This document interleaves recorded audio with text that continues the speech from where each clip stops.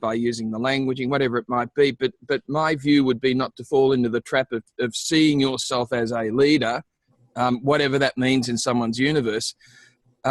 Leave that up to other people. Okay, perfect. I would also add that you have to, it's more like looking at, like, I'm so agree with Stephen on that too, because it's like most great leaders don't see themselves as a great leader. They just are great leaders. It's like, what energy can you be?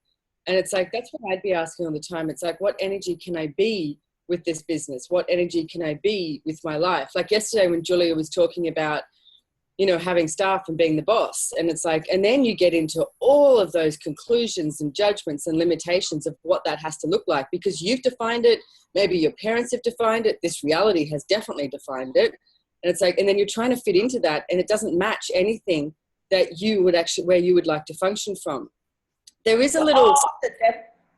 All of the definitions that we all, using to define what being a leader is all about. First, I think we should destroy and uncreate all of that. Good idea. I mean, that is the part online shorts, boys and beyonds. I had a conversation with Gary when he was in Australia, and Dane and Brendan, and it was interesting. I was listening to it yesterday because one of the things too, he said, you guys have to be willing to have followers. Now, when I say that, what comes up for you? Like, does it have this whole mixed world of like, oh my God, but then I'm a guru, or then I have to have followers and blah, blah, blah. And we were like, what do you mean? And he was like, well, there's a whole lot of people out there that you actually have to invite to lead their own life and to lead. Yet in this 10 seconds, maybe they need followers.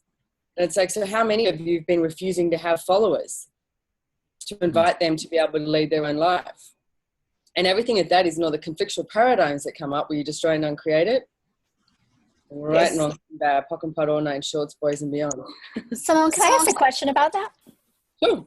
So when you have people, like say, you know, if you're like the clients I see, or when I host like bars trades and people who kind of do look at you in that role, I find it interesting because they are kind of putting you on a pedestal. I don't feel like I can be me. I feel strange around those judgments. Like it feels almost like it's, even though I am just being me, I feel like it's this weird fake, I don't know. How much money are you refusing by refusing to actually receive that energy? Because it's like, it's just energy. It's like, what energy have you decided you can't receive? But they have to see you. I mean, you know, have you decided it has to be like we all hold hands and sing Kumbaya and we all walk in at the same time? And it's like, rather than they're your clients, you're running their bars, you're processing them, you're working with them. What if you were a leader? And what if they did, for that moment, desire to follow you in some way? You didn't make it significant. You didn't let them make it significant. It was just an interesting point of view. That's when those 10 commandments come into place. And it's like 10-second increments, interesting point of view, all of that and more. But so you've got to be willing to receive it. So you don't make them make it significant by being interesting point of view, basically. And then they can't make it significant in their world? Well, they can make it significant in their world, but if you don't buy it, where does it go? I mean, one of the interesting things I see just in this little conversation is the difference between control and manipulation.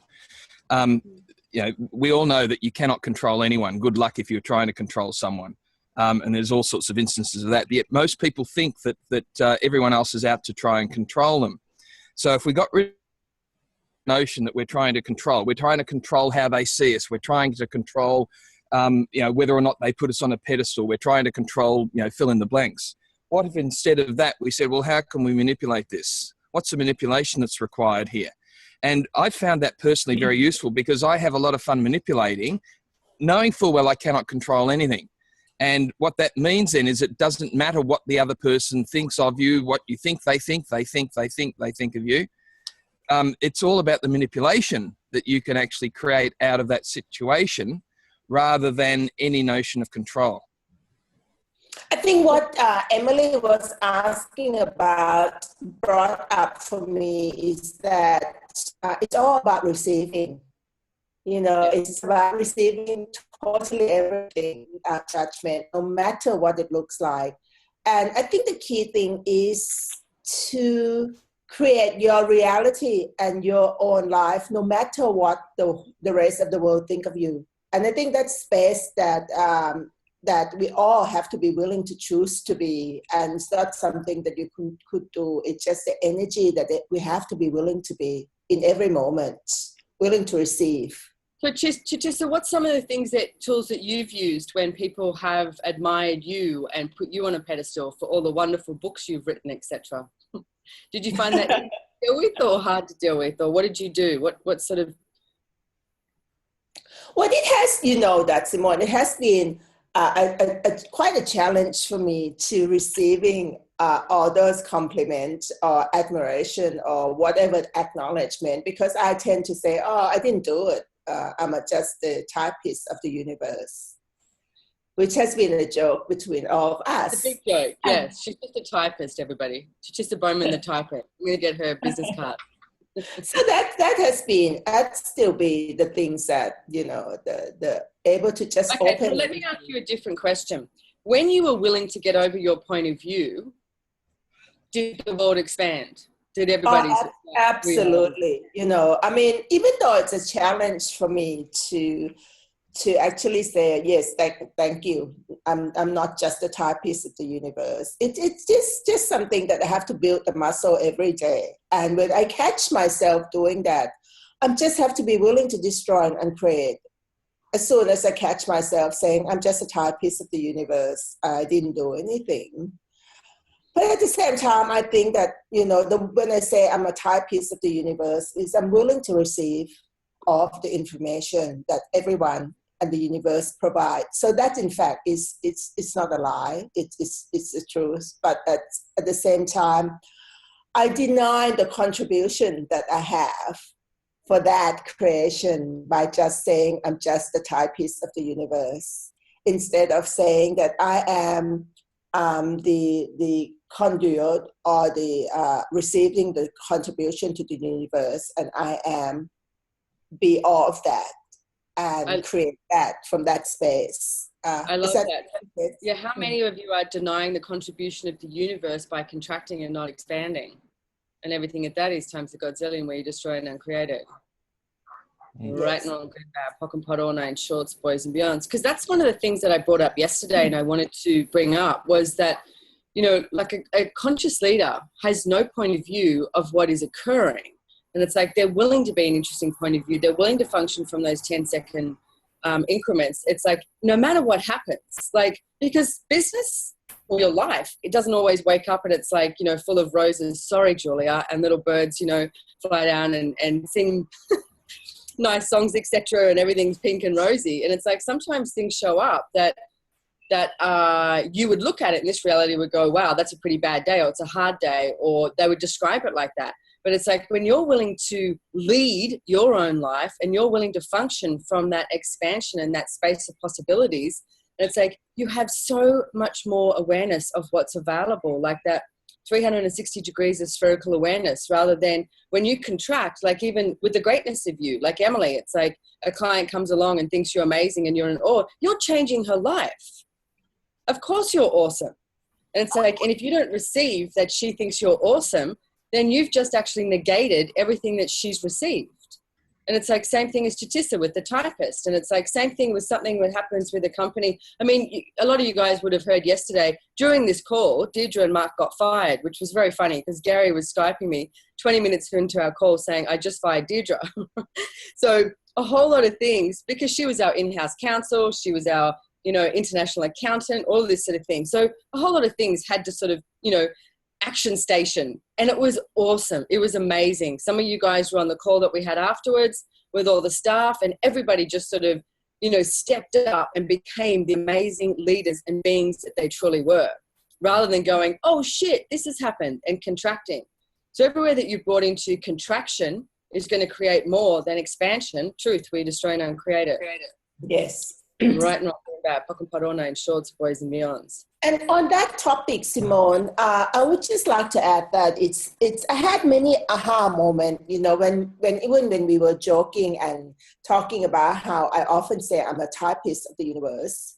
And I realized that if I'm saying that from that space of avoiding acknowledging my capacity or what I am being a contribution to the world, am I sort of not choosing to allow universe to support me a lot more, and I'm not be grateful for who I truly am. So every time I'm saying that, now I'm saying it from the just kidding, but at the same time I'm changing the energy that I am a contribution to creating that as well, and not just purely a timepiece of the universe. I started off saying I'm a timepiece of the universe because I was not willing to sort of embody and be, or not willing to receive a judgment that, if you don't like it, I'm just a timepiece of the universe. But now I'm willing to say, oh, I'm a contribution to that. If you like it, it's wonderful. If you don't like it, then,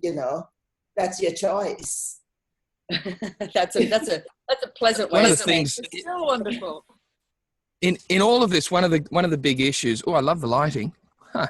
In one of these things, always it's that amazing tool of having no point of view, because no matter what people think of you, no matter what, you're going into a room full of people, you're going into people that ostensibly have power, you go in a room of people that are ostensibly after your jugular, whatever it might be. If you have no point of view, then you are a leader. It's about creating your life and making the choice that truly work for you, regardless whether anyone else agrees with you or not. And that's the most challenging things, because we tend to be drawn into, trying to fit into this reality. Trying to buy into this reality rather than actually create your own reality where you destroy and uncreate it. Times of God's name, right and wrong, good and bad, pock and pot, all nine shorts, boys and beyonds. One of my favorite questions is, if I was choosing my reality today, what would I choose? Which is from the kingdom of we, not the kingdom of me. It's like it includes everyone and everything around you, includes the planet, and it's like the whole business, everything. It's like you have, but you functioning from that space of possibilities much larger than just this. It's like, and I think that's sort of like where we're heading and what we're talking about here. And I love that, like, it's like Steve's saying, the willingness to function from an interesting point of view, from no judgment. And it's like, how many of you, if people looked at you as a leader, and it's like, are you willing to receive those judgments? And it's like, what if you were grateful for everything that showed up? Grateful for the judgments. Great. I mean, worldwide coordinator of Access Consciousness. Some of you know me for a while, some not. And it's like the amount of judgments that I've received are huge. And I actually quit twice. I rang Gary twice and said, I can't do this. I need to quit. And he was like, what do you mean? And I was like, I can't handle the judgment. Some of the stuff that I was hearing from people who didn't even know me, that's what was astounding. I was like, they've never even met me, or they've met me like once but not spoken to me. And they had this, plethora of judgments. And then I remember one day Dane said to me, Simone, you must be one powerful mofo to have that many judgments. So I started looking at that and was like, oh. And I also realized that the judgments, it's not usually of you, it's usually of what they are not creating. So how many of you haven't been willing to receive the judgments that actually invite people to a different possibility to create a different reality for themselves? Mm-hmm. And everything at that is times a godzillion, where you destroy and uncreate it. And I think I remember, thank you. Go. I remember the conversation you and I had about 5 years ago when you were sitting there having wine in Los Angeles or something. I actually mentioned to you, I was in awe of your capacity to receive judgment from, all kind of people. And I was actually asking you, what is it that you do and be different to allow you to receive that much judgment? And you were saying to me that you're building muscle every day. So maybe could you expand for everyone, because you truly have capacity to receive judgment much more than many people that I know. Well, so the one thing that I realized, Gary, I remember Gary saying once, when he realized that judgment was nothing but a big black dark hole, whether you were actually judging yourself or judging somebody else, that's the day that he demanded that he would stop judging, that he wouldn't judge anything. Because a lot of people, I mean, I've even had an old friend of mine say, oh, you've got to judge to create. I'm like, no, that's this reality that you have to judge to create. So it's like, as soon as I realized that judgment wasn't real, then it was a way a lot easier. and also Gary, because there's a few women in Australia who were being very nasty, and Gary said they'd come into Access about the same time as me, and he said, have a look at their life and have a look at your life. And I realized that they were angry at what I had created and what they hadn't created. So from then, it was just like, okay, what's my target? What's my awareness of what I'd like to create in the world? Okay, I'd like to have way more consciousness on the planet. So me desiring to have way more consciousness on the planet, it's like, am I going to judge them, or am I going to resist and react or align and agree to their judgment? No. And it's like you become a space of possibilities, which means that their judgment has nowhere to go. They can choose to judge me, but hey, I'll just make more money. Cha-ching, cha-ching. So it's like, you know, just receiving it with no point of view. Back to what Steve said, no point of view. I think we have a bunch of questions here, do we? No. We have, Julia was asking. Go ahead, Julia. If I was choosing my reality today, what would I choose? Okay, thank you so much. You're welcome.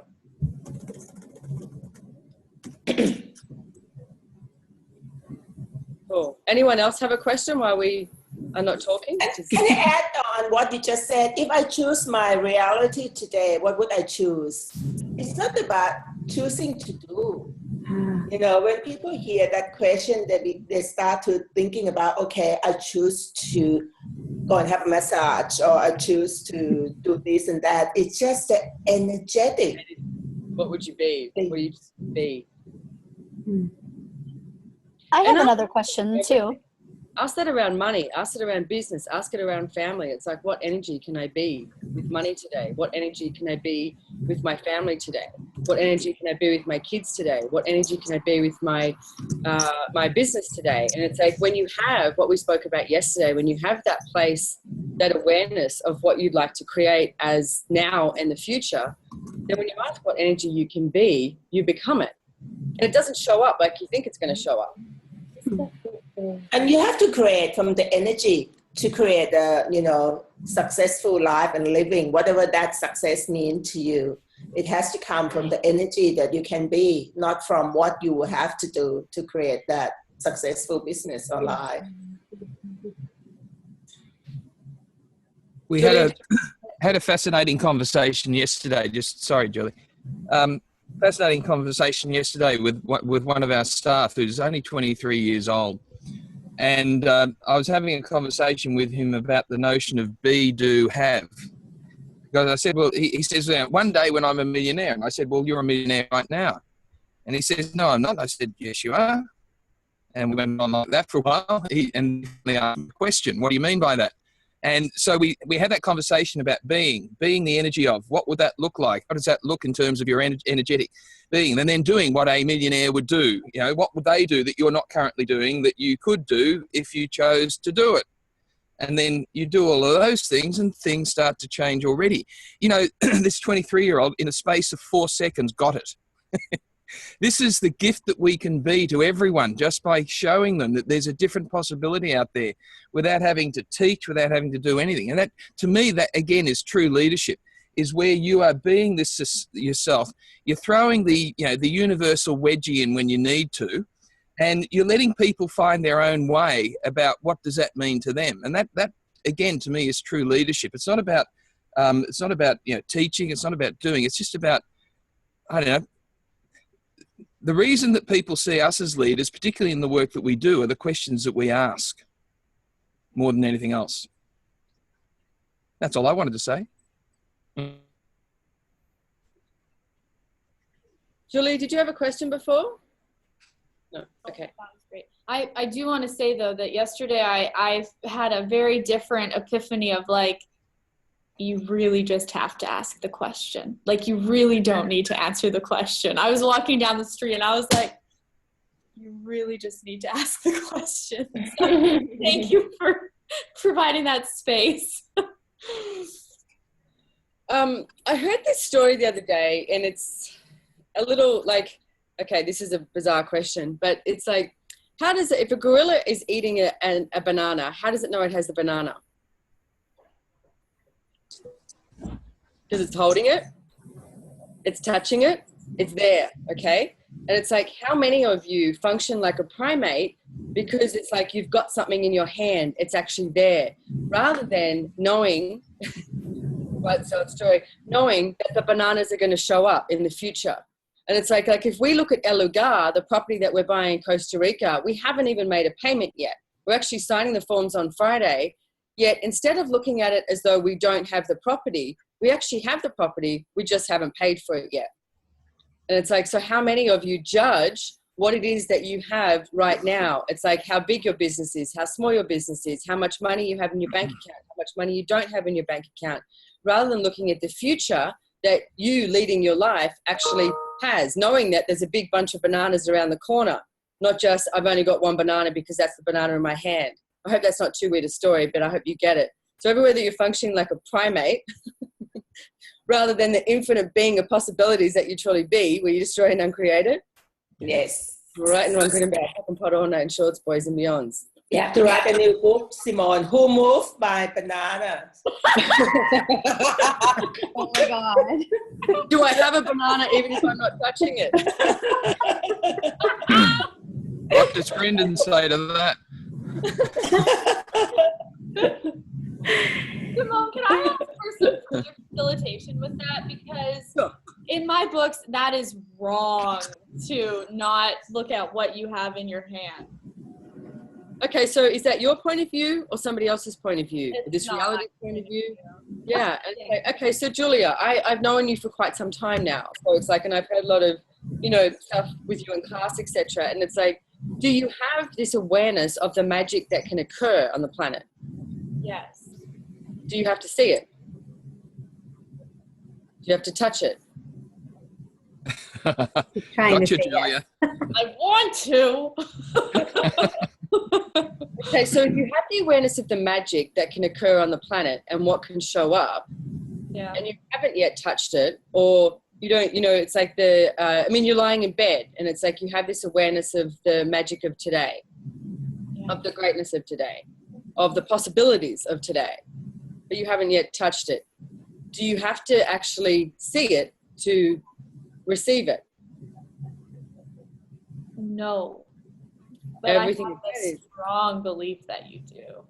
Okay, so everything that that is, I like the way you cover your mouth. Everything that that is, times of God, sending way to destroy and uncreate it. Yeah. Right and on, good and bad, pock and pot all night, shorts, boys and beyonds. Because this is the energy of creating your life and your future, which your future is now as well. Right. Okay, so if you have the energy, like yesterday we were talking about asking and saying, what can we create today? What else can we create together? Like when you're working with, colleagues or your partner or anyone, friend, it's like, what can we create today? And it's like, that's an energy that you invite into your life to be. It's an energy that you be, but it's not like, okay, let's create this and this is going to look like this. I'm going to invest in this, or I'm going to choose this and it's going to show up exactly like this. It changes all the time.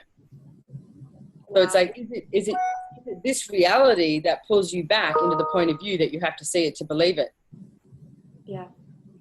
So everything that is and everywhere that you've been buying into this reality rather than your reality, if you were choosing your reality, what would you do? What would you be? Will you destroy and uncreate it? Yeah. Right and wrong, good and bad, pock and pot all night, shorts, boys and beyonds. But it's very I've been interesting. to have that conversation with somebody for a very long time. Thank you so much.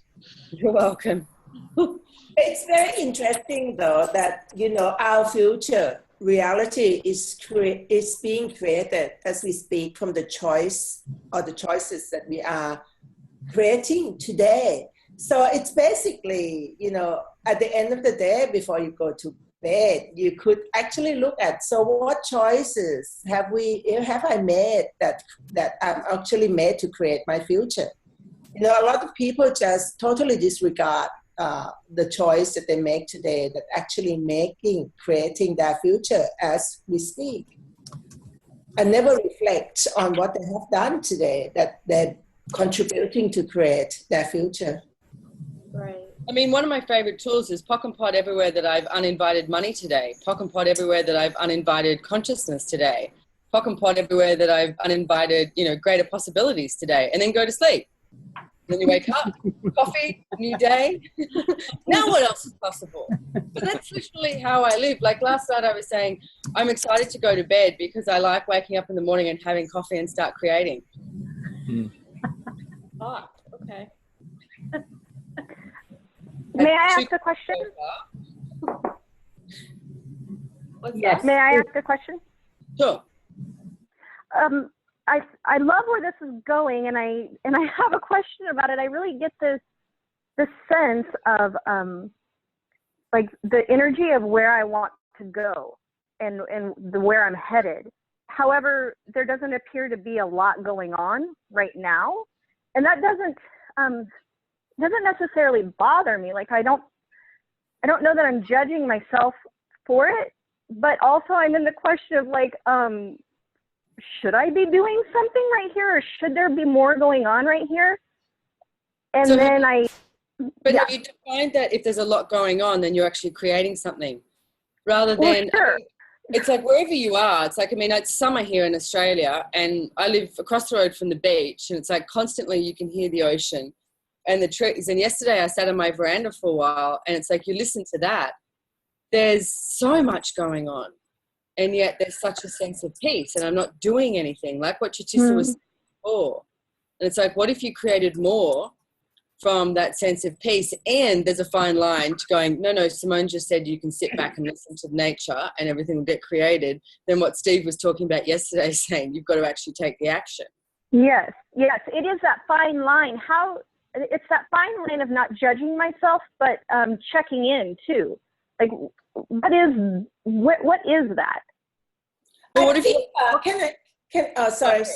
No, you can I go. answer that one? With if you don't have a lot going on right now, the key question that you need to ask is what needs to change. If you would like to create something totally different, you have to be willing to ask what needs to change and what can I be and do different to create different possibilities here. Because as soon as you say not a lot going on, we all can't help but judging that there's something else should be going on, but there's not a lot going on. But by being the question that you realize that what needs to change? What would it take for different possibility to show up? So just be in the question instead of just going into, oh, that's not much going on. You could ask, what can I be and do different right here, right now, today to create different possibility in my life and just willing to receive whatever come along. And one of the things that Gary Douglas gave me a long time ago, because at one point I was like, I felt like I was sleeping a lot. I was like lying on the couch. I, wasn't doing as much as what I would usually do. And he said, okay, he said, what does your body know? And I said, what do you mean? He said, a lot of the time when you do that, and he said, your body is preparing itself for what's about to happen. And I was about to be off to Europe for like 2.5 months on tour. And it's like, oh, so my body's going, dude, can we just like chill out for a moment and, and just rest so that you don't have to go at it 24/7. So there's a whole lot of different aspects that you need to look at, but we don't need to look at them, but you can look at them. But my question would be is, and that's being the leader of your life. The conscious, benevolent leader is, if you're just sitting back and you're avoiding stuff. It's like, am I avoiding something today? Truth, am I creating something today? It's like, what questions can you ask to have more clarity? Because there's no one out there judging you going, well, there's a lot of people out there judging you, but that's fine. But it's like, you're the one that creates your life. So it's like, are you happy with the way you're currently creating it? Thank you. You're welcome. Steve, did you have anything where the girls? Well, one of the things, I think that was a great question to ask because everyone goes through that at some stage or other.